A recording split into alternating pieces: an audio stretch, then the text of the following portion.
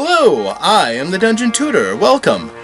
Since 2016, I've been answering your questions, giving advice and inspiration to countless gamers. Here, you can ask questions in the comments and get your own videos as an answer. So I encourage you, enjoy by all means. But come back to visit with your friend, the Dungeon Tutor.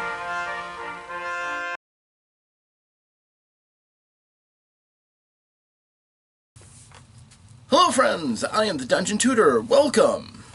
Today is day 4 of RPGaDay, which means that today is the 4th topic, which is message. And quite honestly, thought of a lot of things that I could do. Deliver a nice positive message to all the gamers out there. There have been a couple of really good ones. Or I could, of course, do something ridiculous, interpret it as massage, and, and blow off the day and, get a nice massage in. But that would be cool, but not entertaining for you. So I'm going to eschew that. And instead I'm going to talk about the importance of communication. See, it's pretty clear that as civilization spreads, communication becomes more and more important. As people in their immediate community cease to be as clustered as the end-all be-all of your existence, you start caring about the things outside of the borders of your house, your town, your state, your country, eventually the world. The civilization spreads and grows around that. So in a struggle to push onward, people have come up with all sorts of interesting techniques to send messages, from carrier pigeons, certainly, the Pony Express, yeah, absolutely, and to this day we've got it down to a literal science of sending an email to be able to send a message from point A to point B. But one of the things that is kind of often left out on role-playing games are how messages get sent from point A to point B. And that's kind of a shame, because those are elements that, until they actually impact the player characters, strive to make the world a little bit more real. So, for instance, if you have a high magic world, magic will often solve that problem, much like we use electronics and a globally connected internet to do the same here. But in other worlds, like, for example, I'm running a Deadlands adventure right now, you have the telegraph. But the telegraph only works in places where there's a telegraph station, telegraph cables have been run, and if that's ever broken, there goes your connection, and it can take sometimes weeks for that to be fixed. All that time, there is a dead void between you and whoever you want to contact, which is interesting. It is a challenge. It is something to be noted. So, for instance, when I have my characters out in a tiny little town called Firewater Gulch. You can tell I've watched Cars recently. Yes, you have the isolation of not being able to contact the outside world. The characters are kind of stuck with the locals. And as a result, well, two things really happen. Number one, the importance of those locals gets greater, because the players can't just reach out to somebody and get what they want, or communicate with somebody they care about, or something like that. Now, granted, the characters are not the most developed. Deadlands really doesn't go into deep characters. The characters are functional. They're used to dealing in the Wild West. But when it comes to being complete, well-rounded characters where you know all the ins and outs, they're fairly one-dimensional. As are a lot of role-playing games, admittedly. My players have come up with some ideas on things that their characters do want to do, and one of them does have a character that does want to use the telegraph. He does want to reach out for things that he wants or needs. Unfortunately, it's only really based around his character. He's not like he has to drop a dime to his dear, beloved mother who is ailing. There's no drama in this. It's, for purposes of gathering what they need. But still, it's an important thing either in existence or by its absence, making it feel, the more isolating without it. Especially when you consider that prior to this, we were playing a game in the modern world, in the Marvel multiverse, and their characters could do whatever. They had the internet, they had phones, they could reach out, and it wasn't a big deal. It was assumed that they had access to unlimited communication. Now they're at a point where that isn't the case, and it's only the characters and the people around them that can interfere, that can do anything that's going to impact the immediate story. And that is, again, isolating, limiting, but magnifying. Increases the focus on the characters. And that's simply as much of a part of the campaign. The Wild West was seen as somewhat isolating. If you, for example, were so good, or you had such, good weapons or whatever, you could completely wipe out an entire town with a gang. You could kill everybody in it. And until somebody came upon the site of the massacre, you could walk away with no witnesses. You could burn it all down if you wanted to, bury the bodies and burn it all down, and maybe nobody would know that you've completely looted and wiped this town completely off the map. Somebody might come across the ruins at some point, but what are they going to blame it on? The indigenous people rising up and slaughtering everybody? Possibly. In Deadlands, some awful monster? That's certainly common enough that, yeah, that's possible. So, in a manner of sense, the very lack of communication, that is the isolating circumstance of that campaign world, does create some interesting possibilities and dilemmas if you are trying to attach import to something, because things may start to feel a little transitory, temporary, expendable perhaps. And that is because of the nature of the type of campaign and the type of the world, the type of elements within the Deadlands itself. And it's not like there isn't a lot of other things going on. In Deadlands, the Civil War is still going on. There's this rush for this ghost rock in California. There's all kinds of interesting elements. But at the same time, the Weird West is also quite isolating and lets you really feel that sense of disconnect, which is an important element of the genre, I find. When you do get to a place where there is a telegraph and you decide that there is somebody that you need to communicate with, it's liberating to be able to do things like that. And that's really what the technology does that we take for granted every day. Now, if you're not doing Weird West with railroads and telegraphs, there may be other options too. If you're going back into the past, you would have things like couriers. Somebody that you would pay to go as fast as reasonable to get to your destination. And they charge quite a bit because the journey could be dangerous. They would need supplies, maybe fresh horses, what have you.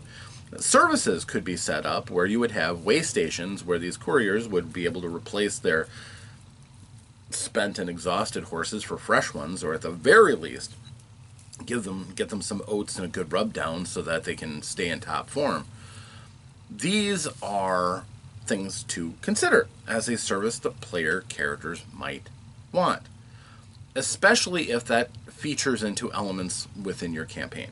For instance, I ran for 5th edition Dungeons & Dragons the Princes of the Apocalypse setting, which is a setting in which realistically the world could be in great danger if the players don't solve the problem. And in my game, to make it a little bit more realistic, other powerful people found out about this whole dilemma, and some people moved to step in, not overshadowing the player characters, just having different things to do within the scope of the entirety of the thing. For example, in my storyline, the players got to pick their ultimate enemy by getting them last. And the ones they chose were the elemental princess of water, Hydra. And they picked out that as a slugging match for them. The process of getting Hydra and bringing her into the world as is what happened, meant that Olhydra was able to get powerful elemental myrmidons, all sorts of interesting creatures that she was able to control, manipulate, and summon because of her vast amounts of power and resources, and drawing things through the portal from her realm certainly didn't hurt either. To combat that, you had the player characters, but you also had all these other people, because of the systems of factions and alliances, that the group kept in touch with as they moved around the valley in which this was all taking place. And ultimately, as they got more powerful, they got access to magical communication.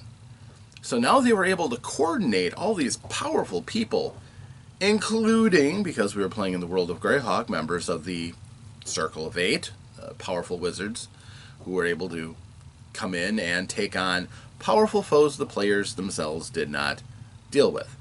So when a great dragon was summoned in, that all happened off stage. The players didn't need to worry about that.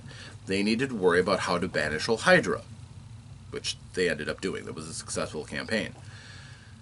And, spoiler, you may have a completely different experience in that game. It is a sandbox to the point where the players can choose how they tackle it, how they get involved, and ultimately how they progress. Players made their own choices, which made the game one way, but could easily have gone in a different direction. So, while this was going on, again, the players kept finding out, because of magical means, what all was happening. It allowed me to run a diverse focus where the players could see the whole thing unraveling in front of them. Both on their side, as certain assets of theirs were waylaid, and in some cases beaten, and at the same time prosecuting their assault against the cultists of elemental water. And eventually they kind of absorbed all of the different cultists of the other elements, because it was pretty clear that water had won in their struggle. So they all jumped board and they all went to water, and as a result the players faced a somewhat unified front. And even through all that, they were able in the end to take on Olhydra herself, as the others were kind of screening. There was this, "You are the heroes of destiny. It is upon you to take on this threat." And a little bit of help here and there, of course. Like Olhydra cheated and basically just imprisoned them all in ice, which fortunately Mordenkainen was able to break at the use of a wish, which ended up costing him the ability to use wishes anymore, because it's a pretty impactful thing. So yeah, all these different things worked because they had transcended messaging beyond the range of what they could say. They were able to communicate across the world at this point, because they had various spells, they had items which allowed them to coordinate this assault, to be able to appreciate in scope and in total how the campaign was unfolding for them. I thought in general it was pretty good, and I did appreciate that fact that, again, I could have had anything happen, out off stage. I could have later given them a wrap-up of everything. But because they were connected magically in a way that, would kind of rival what we have today in our communications abilities, they were able to appreciate the whole thing as it happened, which was ultimately pretty cool. I do not have a bad feeling about that particular story. It was actually a pretty good adventure, in my experience. So, messages are important. Communication is important. It was important way back in the day, even though it was expensive, even though people weren't as interested in what was happening beyond the boundaries of their own lives. It became more and more so. As a result, in your campaigns, that certainly might be an aspect you want to take a good look at, even if not to exacting detail, enough so that the players know what their options are for communication. How can they send a message? Do they have to use magic? Can they use animals? Is there mail? All of these things are signs of civilization and an advancement in your character's culture and abilities. Now, if you go all the way back to a game like Osprey Games' Paleomythic, for instance, you're playing Enlightened Stone Age.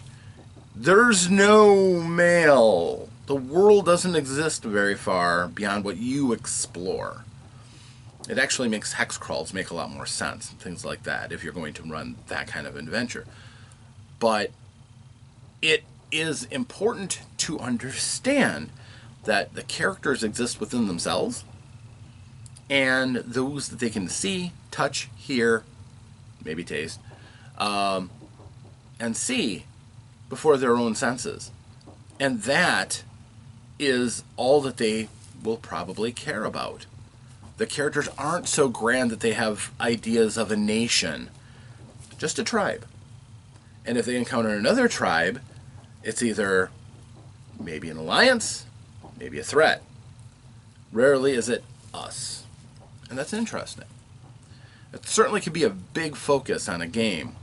If you are struggling to come up with whatever elements that a game should have, and your world can focus on to make it richer, more meaningful, or different to the way that their day-to-day experiences are, figuring out communications and messaging is certainly one of those elements that a prepared game master should consider.